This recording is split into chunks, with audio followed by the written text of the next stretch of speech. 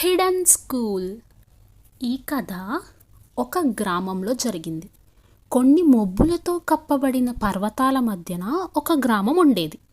అక్కడ ప్రత్యేకమైన శక్తులు ఉన్న చిన్నపిల్లల కోసం ఒక ప్రత్యేకమైన పాఠశాల ఉండేది. అది ఎవ్వరికీ కనిపించేది కాదు. కర్ణ అనే ఒక అబ్బాయి ఆ గ్రామంలోనే ఉండేవాడు. అతనికి ఒకరోజు రాత్రి ఒక లేఖ వచ్చింది. ఆ లేఖలో ఒక చెట్టు దగ్గరికి రమ్మని రాసి ఉంది. అది ఒక పెద్ద మర్రి చెట్టు. ఆ మర్రి చెట్టు కింద ఒక పెద్ద ద్వారం ఉంది.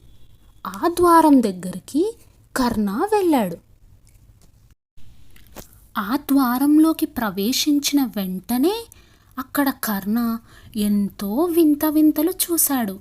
ఆ చెట్టు కిందనే ఎన్నో పాఠాలని పిల్లలు నేర్చుకుంటూ ఉన్నారు. ఇంతలోనే వారి గురువైన ఎలిజా మేడం వచ్చారు. ఈవిడ కర్ణాని సంబరాల చెట్టు దగ్గరికి తీసుకువెళ్ళారు. ఈ చెట్టు ఒక ప్రత్యేకమైన చెట్టు. ఇది వారి శక్తులను ఏమిటో వారికి తెలియచేస్తుంది.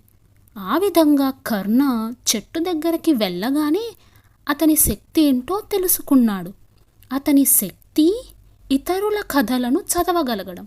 అంటే ఏ మనిషి కథనైనా ఏ చెట్టు కథనైనా అతను సులువుగా చెప్పేయగలడు. చెట్టులు మనుషులే కాదు, ఈ ప్రపంచంలో ఎవరి కథనైనా అతను చెప్పగలడు.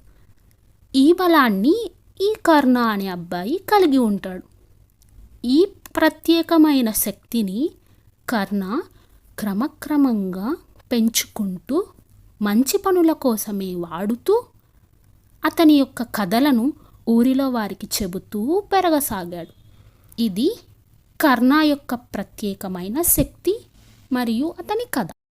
ఈ కథ మీకు నచ్చినట్లయితే మా ఛానల్ని సబ్స్క్రైబ్ చేయండి.